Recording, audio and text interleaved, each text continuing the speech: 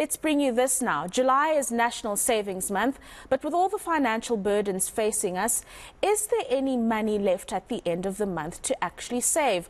Well, let's find out if there is and how to achieve different financial goals and wellness with Gerald Mwandiabira from the Savings Institute. Gerald, thank you as always for joining us this morning.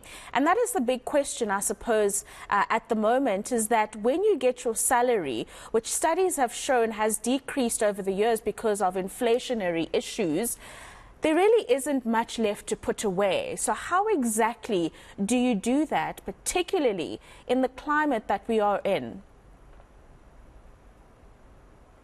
Yes, indeed. A lot of South Africans are simply feeling the pressures of inflation and the rising cost of living. Things have been made worse as job losses and reduction of income, price increases in fuel. You're looking at an increase in fuel in the last year alone, and it's now filtering down onto food prices as well as transport costs itself. You're reaching a point where some South Africans are simply saying we don't even have enough to go to work. And as much as it is July Savings Month, we are empathetic and acknowledging the fact that many people are struggling to even just get by, let alone to save. The only way you can kind of take control of your finances with a limited budget is to simply do that. Budget as possible and cut out all the wants and simply live on your needs.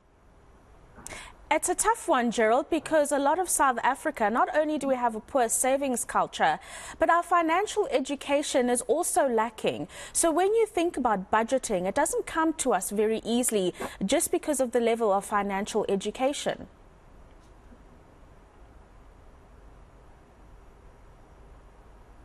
It appears that we have lost Gerald. Yes, I think the level of financial has. There we are. The level of financial education appears. The level of financial education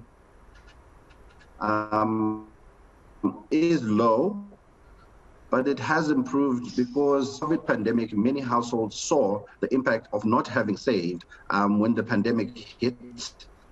So I think, one of the best teachers in hindsight, which is experience, has taken a hand in teaching South Africans of the importance to save.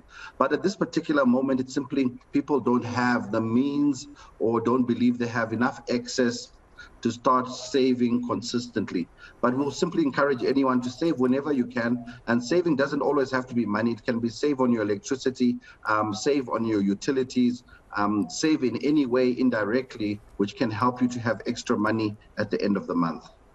Gerald, we've spoken about budgeting and saving if you can, if you've got some disposable income. But what other tips would you give to South Africans who are trying to get by? Certainly not getting a credit card to meet your daily demands.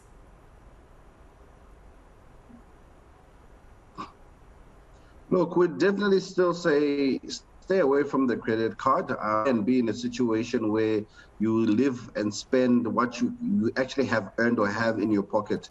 Many people are, however, relying on credit cards and overlooking the impact of the slumped economy, because this year's Savings Month campaign is a bit muted because we've lost two major sponsors in the last 2 years and are looking for a sponsor. So we also know the importance of saving ourselves as an organization. We see improvement in the future and can only hope. But in reality, it's the Savings Month where it's about saying save wherever you can. I would say a campaign message of save wherever you can, be it your cash savings or indirectly by cutting out habits, cutting out expenses, or simply starting to make better financial decisions, even though it may be uncomfortable at first. No, absolutely, Gerald. Thank you very much. As we observe a Savings Month, just some tips for strained consumers to perhaps stretch their rands as far as they can. Gerald Mwandiabira from the Savings Institute joining us there to talk us through how you can use money you actually have and not necessarily have to go for any short-term credit.